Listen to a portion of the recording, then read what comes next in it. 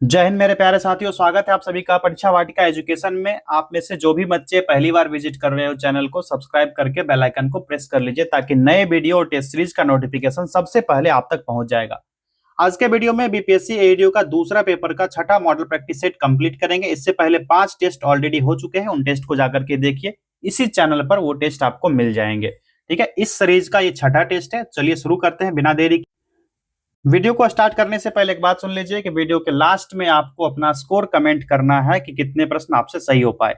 चलिए, पहला प्रश्न है यहाँ पर, इनमें से किसकी नियुक्ति 1764 के बाद बिहार के उप दीवान के तौर पर हुई थी? सही जवाब हो जाएगा सिताब राय की।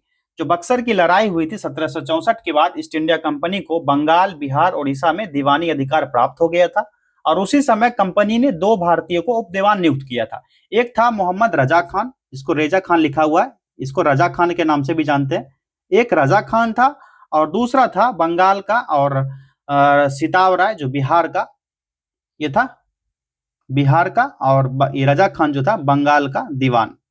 ठीक है, चलिए नेक्स्ट क्वेश्चन है, नवंबर 2016 में मुद्रा के विमुद्रीकरण का मूल्य लगभग 15,41,793 करोड़ रुपए थी। लौटाई गई कुल विमुद्रित करेंसी का मूल्य क्या था? सही जवाब हो जाएगा ऑप्शन बी। ठीक है, 15,31,073 करोड़ रुपए। निम्नलिखित में से किस संगठन को सूचना का अधिकार कानून 2005 के अधीन छूट प्राप्त संगठन की सूची में शामिल किया गया?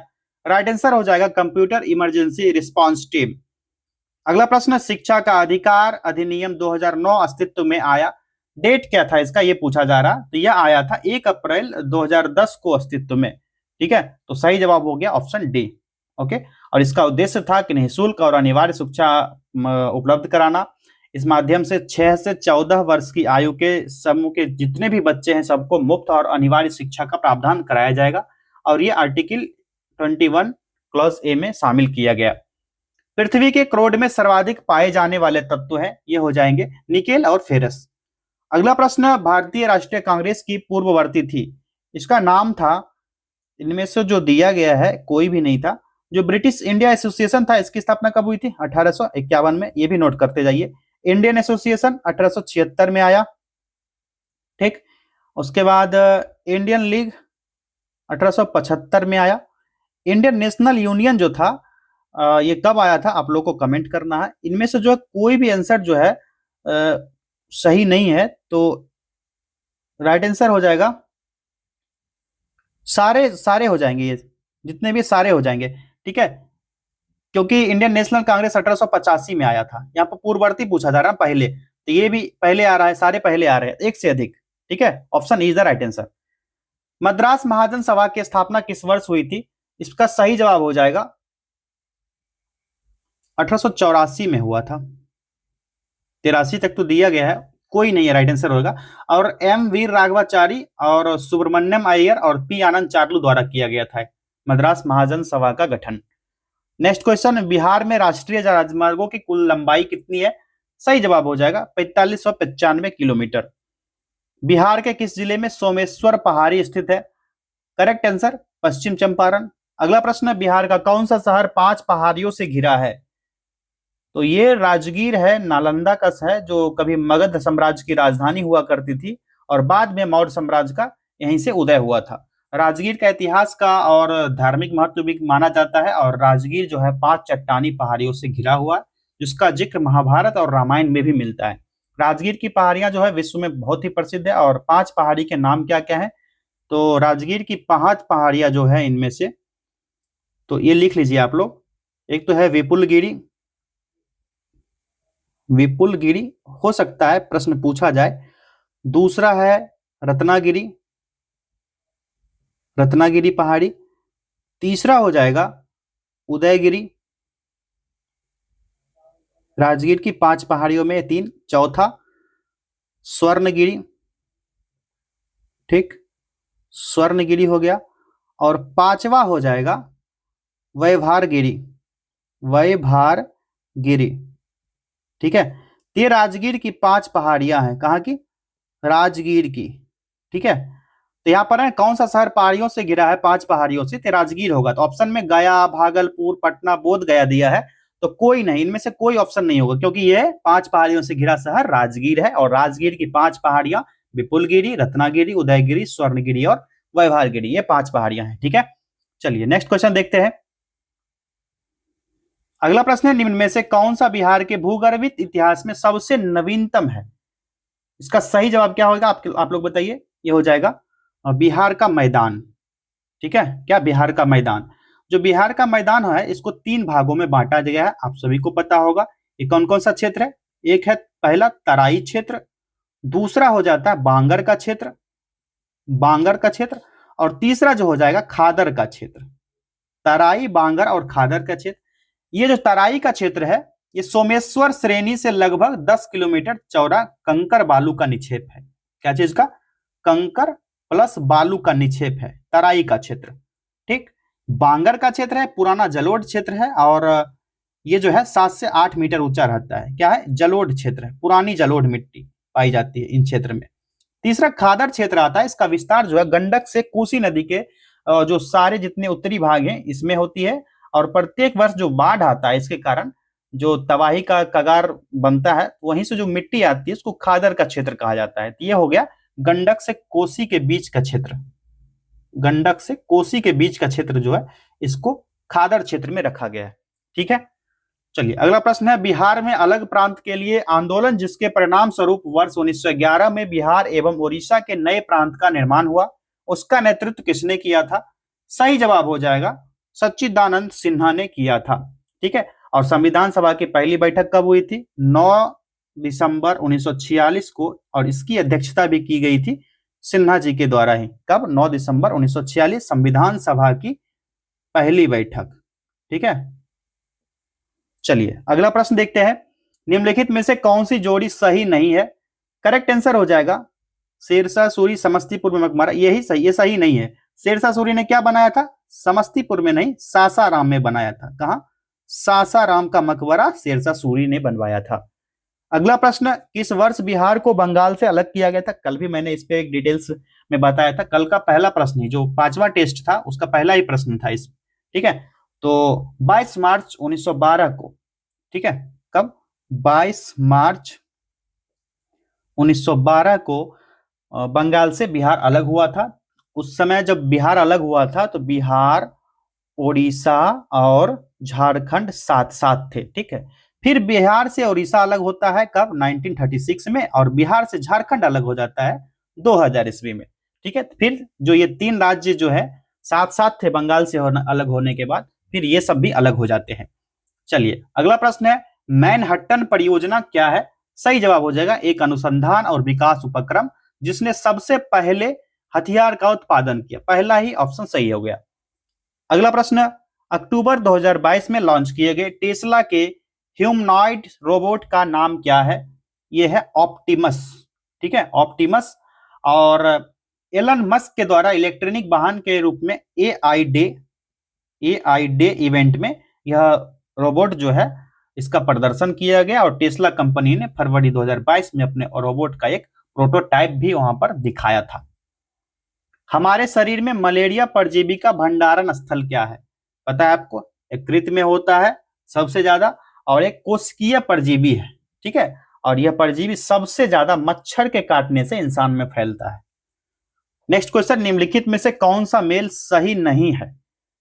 तो यह हो जाएगा राइट आंसर, आधार के पास शाखाओं के साथ मोटा कठोर तना जो होता है ये पेड़ कहलाता है।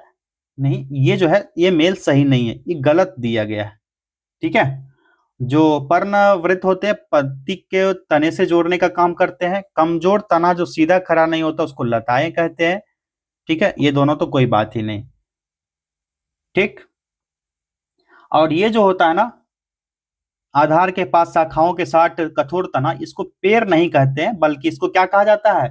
इसको झाड़ कहा जाता है या झाड़ी। क्लियर है? नेक्स्ट क्वेश्चन है, सक्शन पुल के कारण पेड़ों में पानी बहुत ऊंचाई तक पहुंच जाता है, जिसका कारण है ये वाष्पोत्सर्जन के कारण होता है।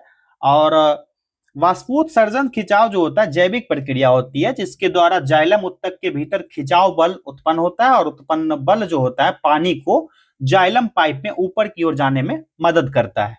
ठीक, चलिए अगले प्रश्न की तरफ बढ़े। पौधे अपना पोषक तत्व मुख्यतः किससे प्राप्त करते हैं? वेरी इजी आंसर, इसका क्या हो जाएगा राइट आंसर, आप लोग बताइए। मृदा। किससे? मृदा से प्राप्त करते हैं। और वायुमंडल से कार्बन डाइऑक्साइड ग्रहण करते हैं। बचपन से पढ़ते आ रहे हो आप लोग, ये तो 7-8 में भी पढ़े होंगे आप लोग। डीएनए का कौन सा भाग प्रोटीन की सूचना देता है? सही जवाब हो जाएगा जीन। ठीक है, जीन। नेक्स्ट क्वेश्चन, पाचन के बाद प्रोटीन किसमें परिवर्तित होते हैं? एमिनो एसिड में परिवर्तित हो जाता है। और प्रोटीन एक जटिल नाइट्रोजन युक्त पदार्थ होता है जो लगभग 18 से 20 एमिनो एसिड के बराबर होता है। ठीक है, अधिकतर एंजाइम होते हैं ये प्रोटीन होते हैं, और अनेक जटिल प्रोटीन जो होते हैं मेटाबॉलिक प्रक्रियाओं में एंजाइम का कार्य करते हैं। और एंजाइम एक जैव उत्प्रेरक होता है जो शरीर में लगातार होने वाली जैविक रासायनिक प्रक्रियाओं में सहायता करता है। नेक्स्ट क्वेश्चन, निम्नलिखित में से कौन सा रेडियोधर्मी तत्व नहीं है? करेक्ट आंसर हो जाएगा इसका ऑप्शन डी, कैडमियम। ठीक है, इसको CD से जानते हैं, इसका शॉर्ट नेम। ठीक है, और इसका परमाणु क्रमांक कितना होता है? 48 होता है। और इसका उपयोग होता है जो रिचार्जेबल बैटरी बनाने में या कोटिंग करने में, प्लास्टिक उत्पाद बनाने में, मिश्र धातु का निर्माण किया जाता है। और नाभिकीय रिएक्टर के नियंत्रक रूप में इसका जो क्षर होता है नाभिकीय रिएक्टर का, किसका, यहां लिख देता हूं मैं, नाभिकीय रिएक्टर का जो क्षर होता है उसमें इसका ही यूज किया जाता है, कैडमियम का। ठीक है, निम्नलिखित में से कौन सा एल्कोहल पेय के लिए उपयुक्त है? यह हो जाएगा एथेनॉल। जो 100% प्योर एथेनॉल होगा, जिसको पूर्ण शराब कहा जाता है, इसका निर्माण शुद्धिकृत स्पिरिट से किया जाता है। किससे? 100% जो शुद्ध स्पिरिट होगा उससे इस्तेमाल किया जाता है। और ईंधन के रूप में भी इसको यूज कर सकते हो आप लोग। अगला प्रश्न है, ग्लूकोज को एथिल अल्कोहल में परिवर्तित करने वाला एंजाइम है, ये कौन सा होगा? जाइमेज हो जाएगा। ठीक है, जो यौगिक में पानी से घुलने पर पानी को कठोर बना जाता है और कैल्शियम बाइकार्बोनेट बन जाता है। ठीक है, ठीक। अगला प्रश्न है, शुष्क HCl गैस शुष्क लिटमस पत्र का रंग क्यों नहीं बदलती? सही जवाब हो जाएगा ऑप्शन सी, कोई H3 ऑक्सीजन जो आयन होते हैं मौजूद नहीं होंगे और लिटमस केवल H3O आयन की उपस्थिति में रंग बदलने का काम करेगा। चांदी, लोहा और तांबा प्रकृति में प्रतिक्रियाशील है और निम्नलिखित में से उनकी प्रतिक्रिया का सही क्रम क्या होगा? तो यहाँ पर जो दिया गया है एक भी क्रम सही नहीं दिख रहा है। धातु की जो अभिक्रियाशीलता होती है श्रृंखला के आधार पर चांदी, उसके बाद तांबा और लोहा की क्रियाशीलता जो होती है बढ़ते जाता है। तो ये इस तरह से होना चाहिए, पहला तो सिल्वर, ठीक है, फिर तांबा होगा, उसके बाद हो जाएगा आयरन। सिल्वर, तांबा, आयरन, चांदी, तांबा, आयरन, कोई भी ऑप्शन नहीं है। ठीक है, कोई नहीं, यहां पर ऑप्शन ई टिक कीजिए आप लोग। ठीक है, ये जो बनेगा ये इस तरह से होगा, पहले तो चांदी आएगा, चांदी, उसके बाद आएगा तांबा, ठीक है, फिर आएगा लोहा। ये ऑप्शन में रहता तो सही होता। चलिए नेक्स्ट क्वेश्चन है, एक तत्व के समस्थानिक अलग अलग होते हैं। राइट आंसर है द्रव्यमान संख्या में। Very easy.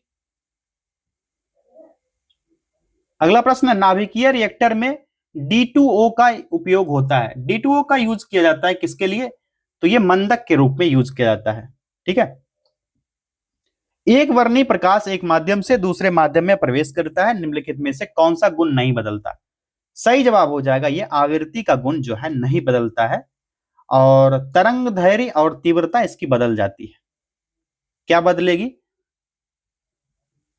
तरंग धैर्य और तीव्रता जो है ये दोनों चीज जो है इसका चेंज हो जाएगा। ठीक है, लेकिन आवृत्ति नहीं बदलेगी। नेक्स्ट क्वेश्चन, हालांकि दृश्य प्रकाश में जल पारदर्शक होता है, दूरस्थ वस्तुओं को जल की महीन बूंदों से निर्मित कोहरे में नहीं देखा जा सकता। यह इसलिए होता है क्योंकि, क्यों होता है ऐसा? तो क्योंकि अधिकतर प्रकाश बिखरकर आभासी अस्पष्टता जो है निर्मित करने का काम करता है।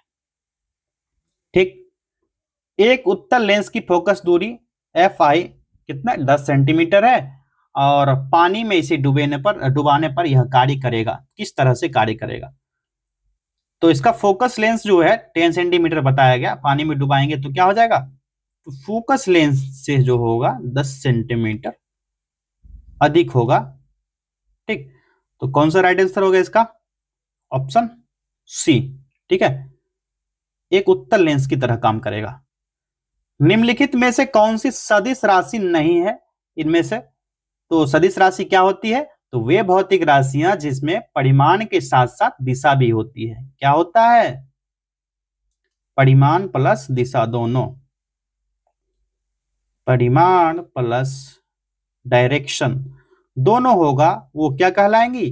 वो सदिश राशियां कहलाएंगी। तो यहां पर राइट आंसर जो हो जाएगा, सदिश राशि नहीं है पूछा जा रहा है, तो क्या होगा? ये हो जाएगा गति। ठीक, और अदिश राशि पूछा जाए तो वैसी भौतिक राशियां जिसमें केवल परिमाण होता है अदिश राशि कहलाता है, उसमें दिशा नहीं होगा।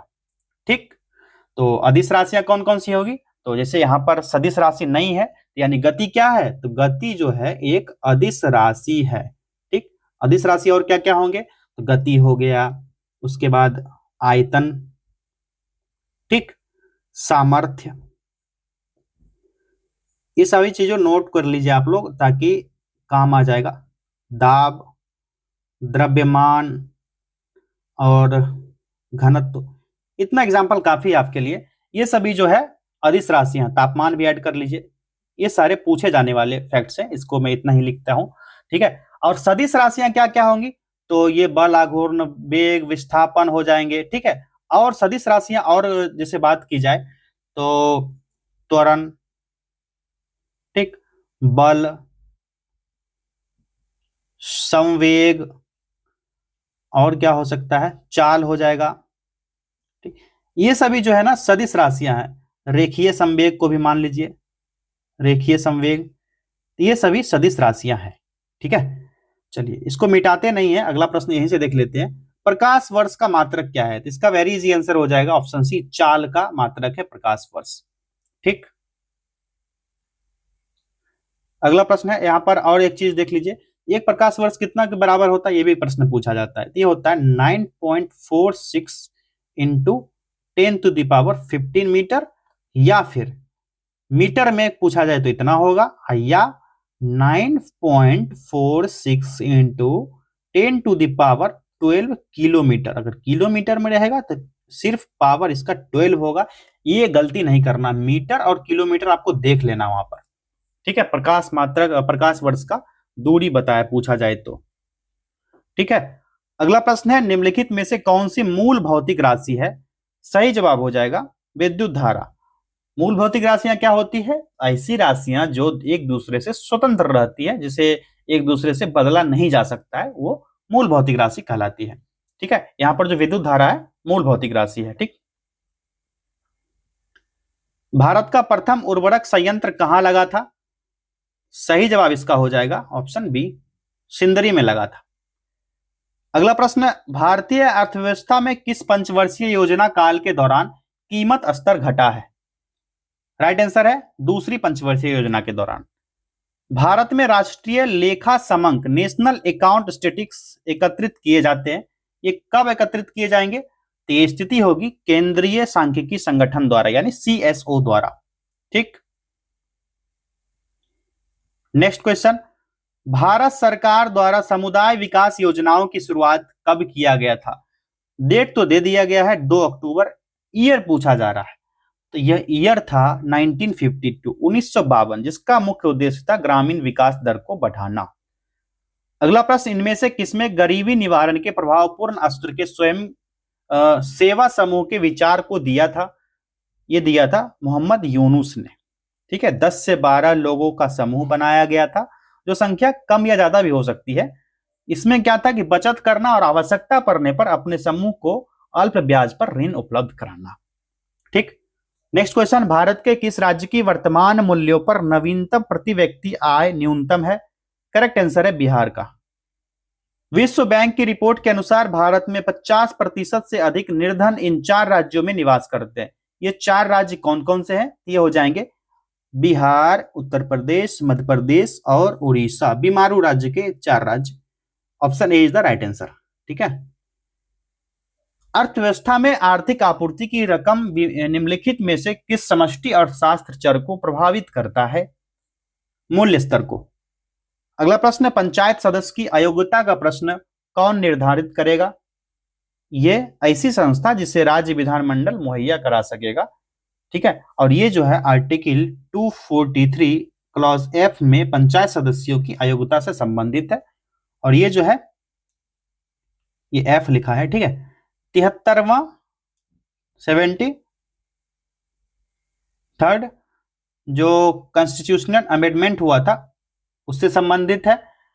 कब? 1992 में। ये क्वेश्चन बार बार मैं रिपीट करा रहा हूं, इससे क्वेश्चन पूछे जाते हैं। और भारतीय संविधान का जो 9वां और 11वीं अनुसूची है, इसका आर्टिकल 243 से लेकर के 240 यहां पर 243 क्लॉज ओ तक संबंधित है ये।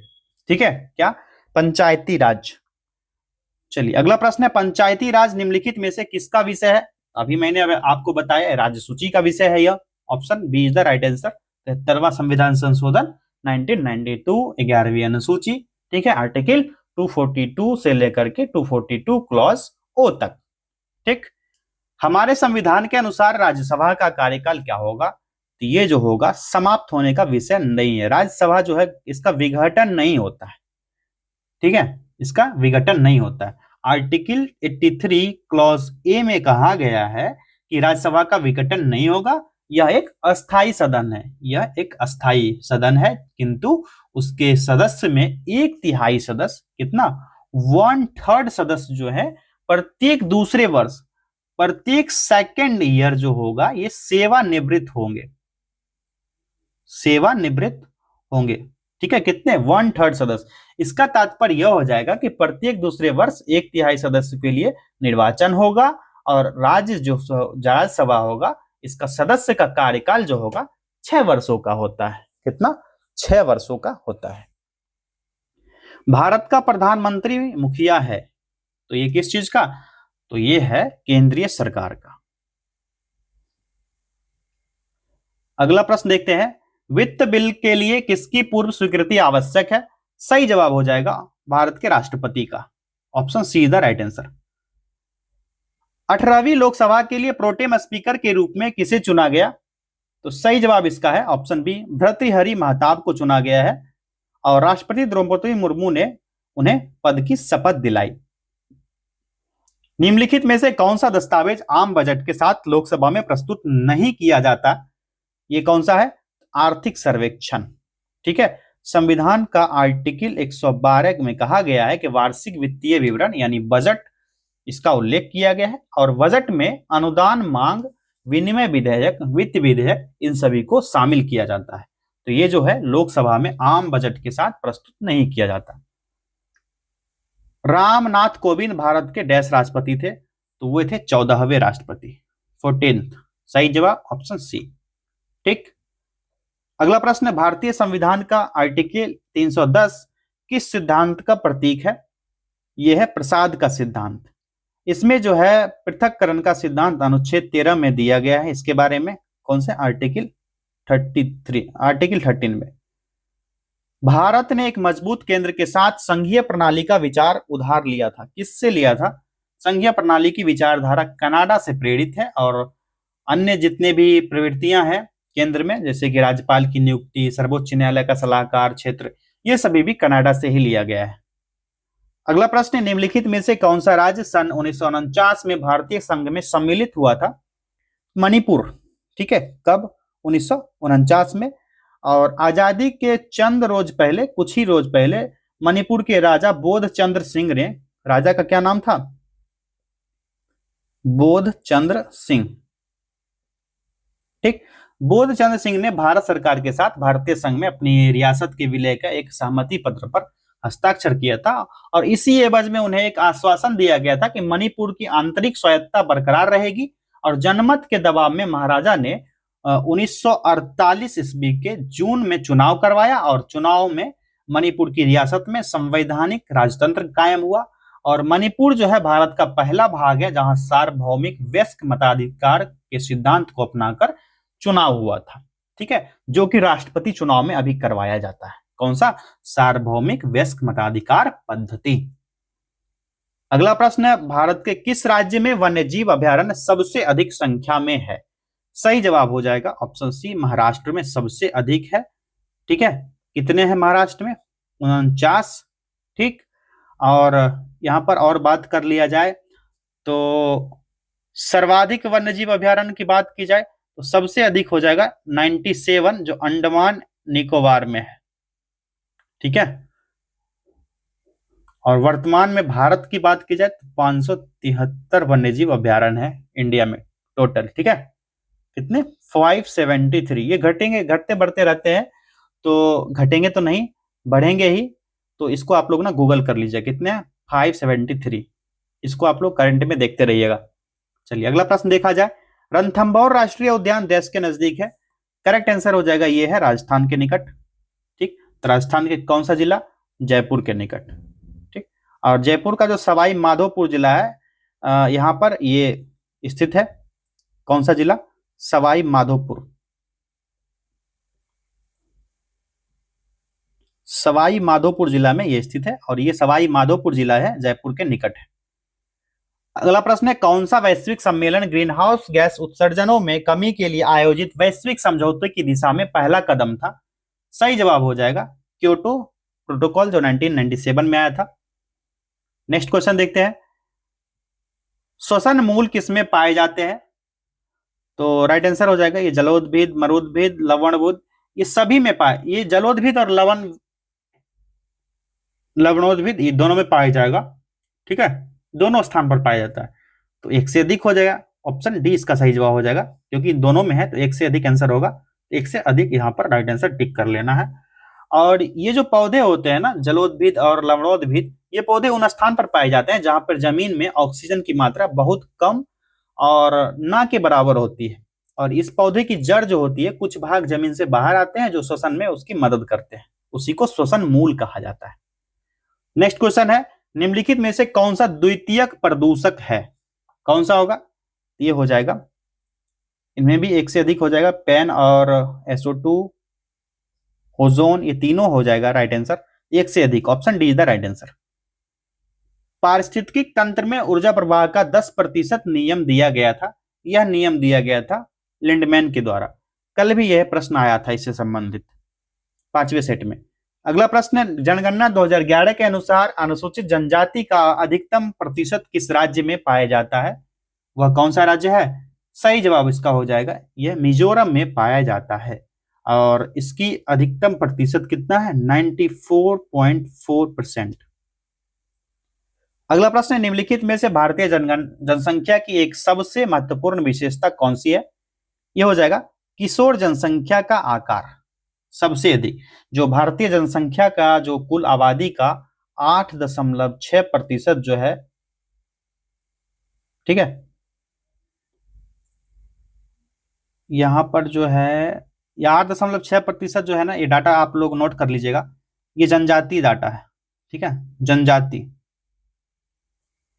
क्योंकि यहां पर छूट रहा था, इसको नोट कर लीजिएगा, ये एग्जाम में पूछा जा सकता है। कुल जनसंख्या का 8.6% जनजातीय भाग पाया जाता है भारत के। 2011 की जनगणना के अनुसार भारत के किस राज्य के आदिवासियों की आबादी का प्रतिशत उसकी कुल आबादी की तुलना में सबसे अधिक है?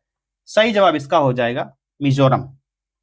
विश्व की सबसे ऊंची चोटियों किस प्रकार के पर्वतों में पाई जाती है? तो यह जो पर्वत है, नवीन मोरदार पर्वत में पाई जाती है, और यह पर्वत या इससे संबंधित एक और है वलित पर्वत, इसकी उत्पत्ति जो है संपीड़न बल के द्वारा होता है।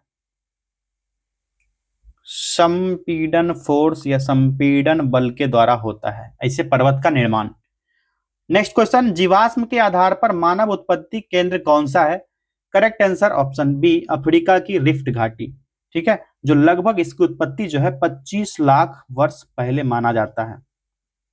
ठीक, जो ऑस्ट्रेलोपिथेकस थे, ऑस्ट्रेलोपिथेकस, ये सभी वानर के प्रवृत्ति थे जो जैसे कि हम लोग क्या है होमोसेपियंस है, इसी तरह ऑस्ट्रेलोपिथेकस नामक वानर थे, इसमें से एक जीन्स हुआ था और इसी जीवाश्म से पूर्वी अफ्रीका और अफ्रीका की रिफ्ट घाटी क्षेत्र में ये प्राप्त हुआ है। ठीक है, ये जीवाश्म।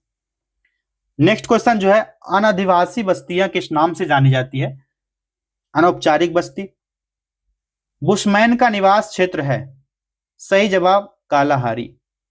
नेक्स्ट क्वेश्चन, निम्नलिखित में से कौन सा शीत कटिबंध में पाया जाता है? तो यहां पर ऑप्शन देखिए, पहला तो हो गया 66.5 डिग्री उत्तरी अक्षांश और उत्तरी ध्रुव के बीच स्थित क्षेत्र। चलिए दूसरे ऑप्शन की तरफ बढ़ते हैं, देख लेते हैं सारा ऑप्शन। दूसरा है दोनों गोलार्धों में 23.5 डिग्री और 66.5 डिग्री अक्षांश के बीच का स्थित क्षेत्र। तीसरा है दक्षिण ध्रुव वृत्त, जो अंटार्कटिका वृत्त और दक्षिणी ध्रुव के बीच का स्थित क्षेत्र है।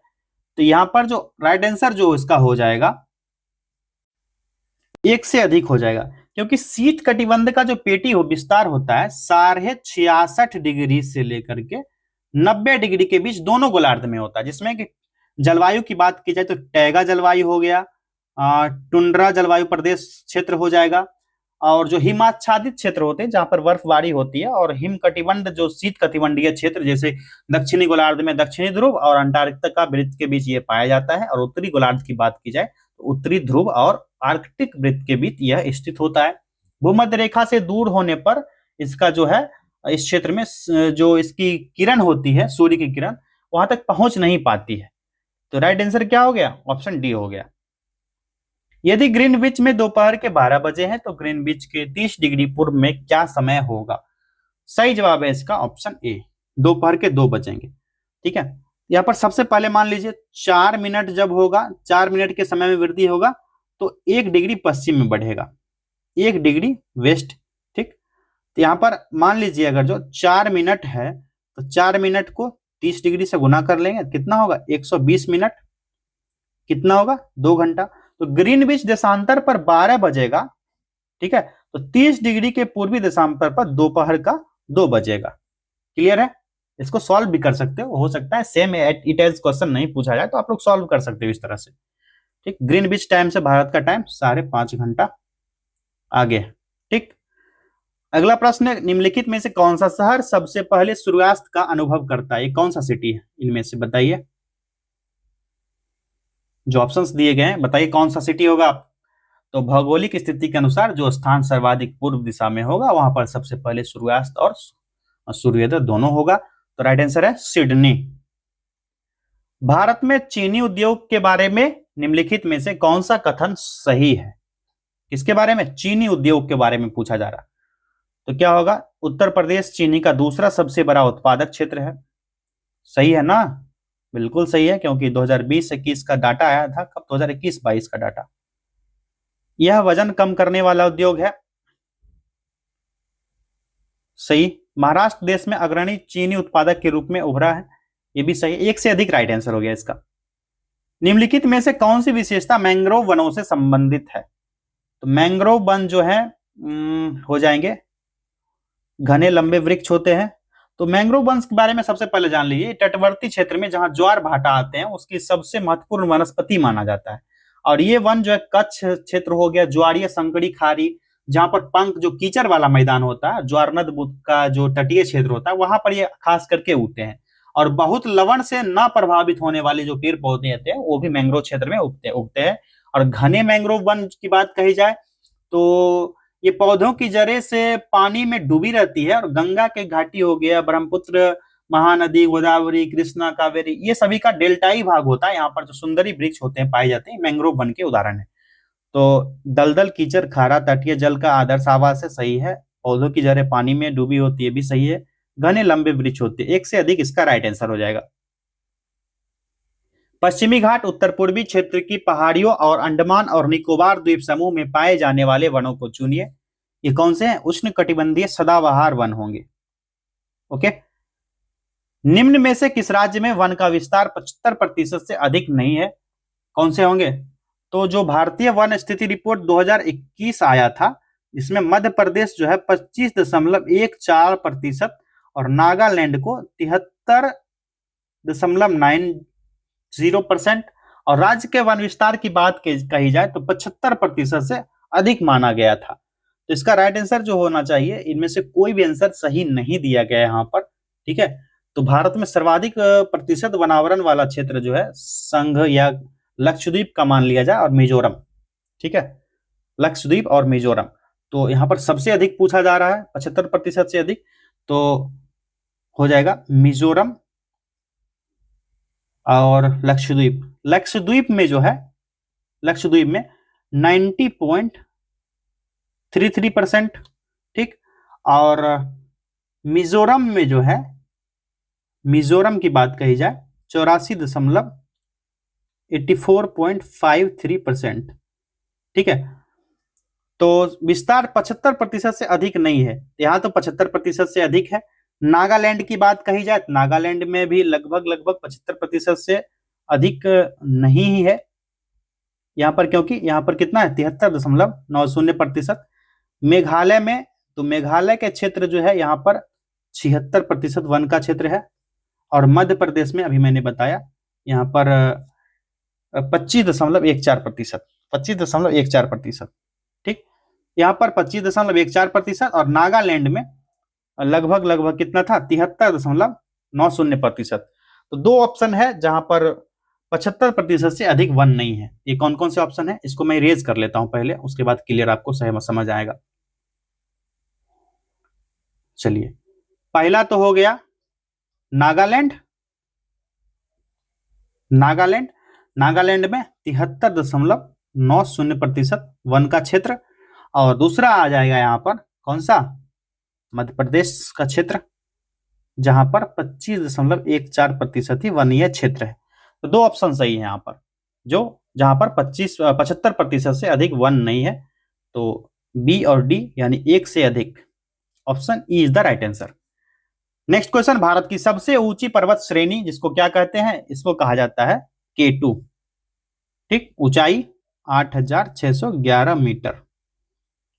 भारत के पूर्वी घाट की सबसे ऊंची चोटी कौन सी है, यह हो जाएगा महेंद्रगिरी पर्वत।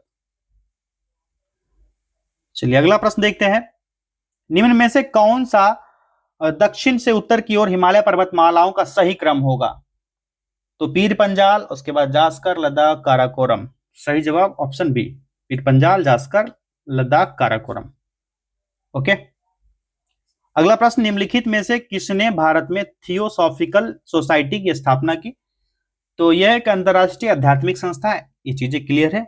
इसकी स्थापना कब हुई थी, 1875 में, ये भी क्लियर कर लीजिए आप लोग। मैडम एससी ब्लेटवेस्टी थे और कर्नल एचएल अल्कॉट ने न्यूयॉर्क में इसकी स्थापना की थी। ऑप्शन बी इसका सही जवाब हो गया। रामकृष्ण मिशन के संस्थापक कौन थे, इनका नाम है विवेकानंद। 1897 में इसकी स्थापना की गई, रामकृष्ण मिशन। निम्नलिखित में से कौन सा एक सुमेलित नहीं है, सही सुमेलित नहीं है, कौन सा इसमें से। तो सच्चिदानंद सिन्हा ने लिखा था इंडियन पीपुल्स, करेक्ट है। एस ए डांगे द्वारा लिखा गया द सोशलिस्ट, ये गलत दिया गया है, ठीक है, नवयुग नहीं लिखा गया। चलिए, मोहम्मद अली ने लिखा कॉमरेड, ये सही है, जो इंग्लिश में लिखा गया था, इसका लैंग्वेज इंग्लिश में था। डॉक्टर राजेंद्र प्रसाद ने इंडिया डिवाइडेड लिखा था। एस ए डांगे जो लिखा था, इनका नाम था एस ए डांगे द्वारा द सोशलिस्ट, द सोशलिस्ट लिखा गया था, ना कि नवयुग, ठीक है। दूसरा ऑप्शन सही हो जाएगा, सुमेलित नहीं है पूछा जा रहा था ना। नेक्स्ट क्वेश्चन, सन 1872 में बिहार हेराल्ड आरंभ किया था। सही जवाब हो जाएगा बाबू गुरु प्रसाद सेन ने। भारत में प्रकाशित होने वाला पहला समाचार पत्र कौन था, इसका नाम था बंगाल गजट। 1780 में जेम्स ऑगस्टस ने हिक्की में प्रथम समाचार पत्र प्रकाशित किया था, जिसका नाम बंगाल गजट रखा था, ठीक है, बंगाल गजट। अगला प्रश्न, मुगल बादशाह बहादुर शाह जफर के बारे में कहा जाता है कि उसके साम्राज्य की सीमा थी। तो उसके साम्राज्य की सीमा ऐसा माना जाता है चांदनी चौक से लेकर के पालम तक। कुंवर सिंह अंग्रेजों के खिलाफ 1857 के विद्रोह में किस जगह शामिल हुए, आरा में, ठीक है। और उस समय कुंवर सिंह जो थे 80 वर्ष के थे, सोच सकते हैं। और इनको बिहार का शेर या बिहार का सिंह कहा जाता है, बिहार का सिंह। 80 वर्ष की आयु में युद्ध लड़ना कोई छोटी मोटी बात थोड़ी ना है।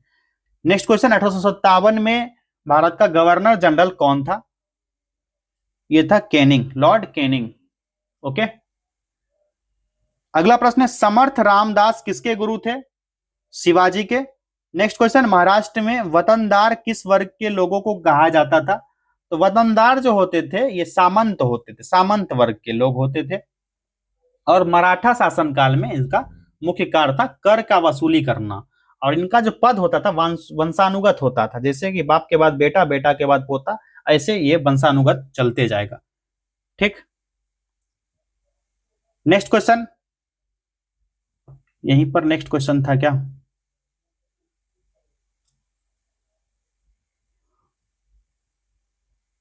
चलिए नेक्स्ट क्वेश्चन है, सरंजामी प्रथा किससे संबंधित थी? सही जवाब हो जाएगा मराठा भू राजस्व प्रथा से संबंधित था। और मराठा वतनदार जो जागीरदार हुआ करते थे, सरंजामी भूमि जिसके निर्वहन के लिए प्रदान की जाती थी। और सरंजाम मूल रूप से सिविल और सैन्य सेवा के लिए भूमि अनुदान का ही नाम था, लेकिन पेशवाओं के समय यह प्रणाली वंशानुगत रूप ले लिया। ठीक है, ये भी सेम था, बाप के बाद बेटा, बेटा के बाद पोता, वही संभालते जाएगा। अगला प्रश्न, जागीर बांटने की फिरोज शाह तुगलक की नीति के पीछे कौन सी शक्ति थी? करेक्ट आंसर, परंपरागत विशिष्ट वर्गों को समर्पण। ठीक। और जागीर बांटने की फिरोज शाह तुगलक की नीति के पीछे की शक्ति यह इस टाइप की थी, कैसी? परंपरागत विशिष्ट वर्ग को समर्पण था, ताकि उलेमा जो थे, उलेमा वर्ग और अमीर वर्ग को संतुष्ट किया जा सके, जिससे कि वे राज्य के विरुद्ध विद्रोह न करेगा, विद्रोह करेगा ही नहीं तो ये संतुष्ट रहेंगे। और फिरोज शाह तुगलक ने जागीर और सेना में वंशानुगत का नियम लागू कर दिया था, सेम वही, बाप के बाद बेटा, बेटा के बाद पोता, पोता के बाद उसका वंशज। ठीक। और फिरोज के समय से ही जजिया एक अलग कर के रूप में सामने आया था, फिरोज शाह तुगलक के समय में ही। कौन सा? जजिया कर। इससे संबंधित प्रश्न पूछे जाते हैं। और फिरोज शाह तुगलक ने संस्कृत का पांडुलिपि का जो दलाइल फिरोजशाही नाम से फारसी में अनुवाद करवाया, और फिरोज शाह तुगलक के दरबार में ही सबसे अधिक गुलाम हुआ करते थे, जिसको उसने दीवाने बंदगान नाम से बनाया था। दीवान ए बंदगान, जहां पर सबसे अधिक गुलाम थे फिरोज शाह तुगलक के शासनकाल में। गुलाम कहां रहते थे? दीवाने बंदगान में। क्लियर। अगला प्रश्न है, निम्नलिखित में से किस सुल्तान ने फलों की गुणवत्ता सुधारने के लिए उपाय किए थे? Correct answer, Firoz Shah Tughlaq. तारीख मुबारक शाही का लेखक याहिया सरहिंदी निम्नलिखित में से किसके शासनकाल में था? याहिया सरहिंदी सैयद वंश का सबसे योग्यतम शासक था, मुबारक शाह। मुबारक शाह नाम था उसका, उसी के शासनकाल का था यह। अगला प्रश्न, राग विबोध ग्रंथ के लेखक का नाम बताइए। तो ये ग्रंथ जो है लिखा गया है सोमनाथ जी के द्वारा। Option A is the right answer. ठीक। कल्हन के द्वारा अगर कही जाए तो राज तरंगिणी लिखी गई, राज तरंगिणी। ठीक। जो कि संस्कृत ग्रंथ है और कश्मीर के इतिहास का वर्णन है, और महाभारत काल से प्रारंभ होता है, और अमीर खुसरो की रचना ख्याल कव्वाली इसमें संदर्भित। ठीक है, इसकी रचना की बात की जाए, ख्याल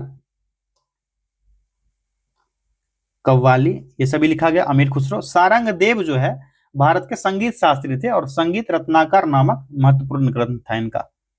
संगीत रत्नाकर इन्हीं का ग्रंथ था, सारंग देव का।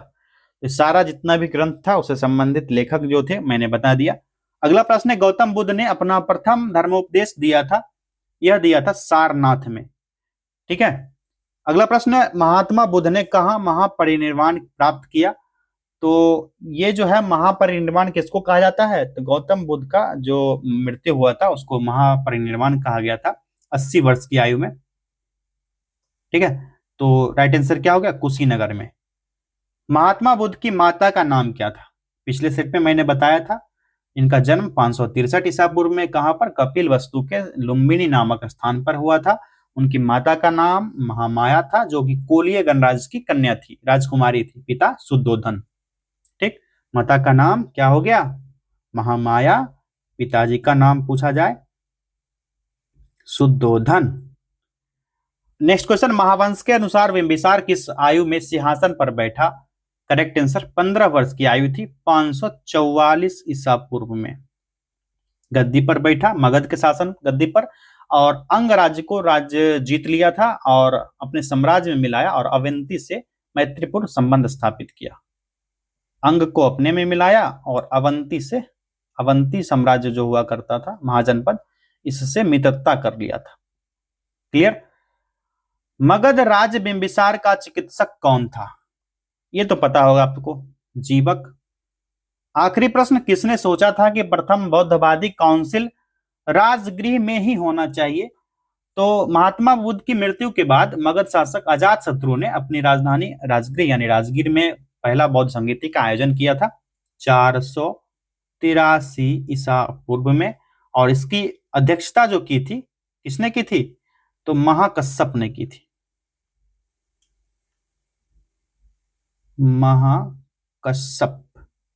महाकश्यप के द्वारा किया गया था। तो इसका राइट आंसर क्या होगा? अजातशत्रु के शासनकाल में। ठीक, तो सभी 100 प्रश्नों को कवर कर लिया हम लोगों ने। मिलेंगे नेक्स्ट टेक्स्ट में। इसको शेयर कर दीजिए अपने साथियों के बीच जो एडीओ की तैयारी कर रहे हैं, और अपना स्कोर कमेंट कीजिए कि कितने प्रश्न आपसे सही हो पाए। बहुत बहुत धन्यवाद।